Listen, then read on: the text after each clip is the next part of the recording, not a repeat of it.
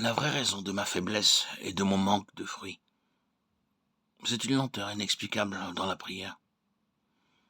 Je puis lire, écrire, causer facilement, mais la prière est un travail plus intérieur et spirituel, et plus il est spirituel, plus mon cœur charnel s'en détourne.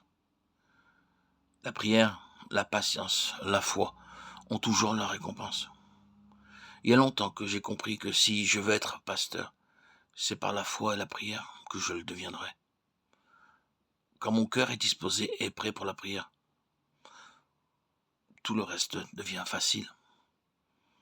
Richard Newton. Les grands maîtres et docteurs de la doctrine chrétienne ont toujours trouvé dans la prière la plus haute source de leur connaissance. Sans sortir de l'église anglicane, nous voyons l'évêque Andrews passer 5 heures par jour à genoux. Les résultats pratiques les plus grands et qui ont enrichi la vie humaine ont été obtenus par la prière. Lidon. L'acte de la prière est le plus énergique que puisse accomplir l'esprit humain. Je veux dire, la prière sur laquelle toutes les facultés sont concentrées. Le plus grand nombre des hommes du monde et des hommes intellectuels sont tout à fait incapables de prier. Coleridge. Je devrais prier avant de voir personne. Quand je dors tard ou que je rencontre de bonnes heures des personnes avec qui j'ai affaire, il est souvent 11 heures ou midi avant que je puisse commencer à prier en secret. C'est un déplorable système. C'est anti-scripturaire. Christ se levait avant qu'il fît jour et s'en allait dans un lieu écarté. David dit « Je te chercherai de bon matin. Tu entendras ma voix de bon matin. » Le culte de famille est alors moins puissant et efficace.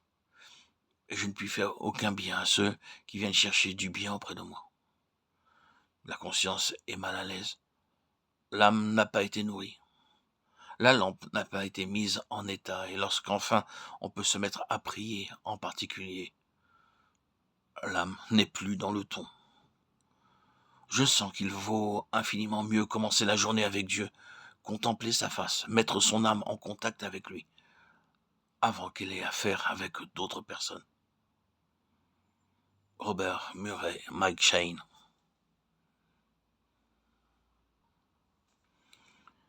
Il y a un manque manifeste d'influence spirituelle dans le ministère actuel. Je l'éprouve dans mon propre cas, et je le remarque chez les autres. Je crains qu'il n'existe parmi nous un esprit inférieur de combinaison, de direction, de manœuvre. Nous nous efforçons plus qu'il n'est sage de le faire, de plaire aux uns et de ménager les préjugés des autres. Le ministère est une œuvre grande et sainte, et il devrait créer en nous une habitude de simplicité dans la prière, et une sainte indifférence à toutes les conséquences. Le plus grand défaut des ministres du Christ actuels est le manque d'habitude de piété.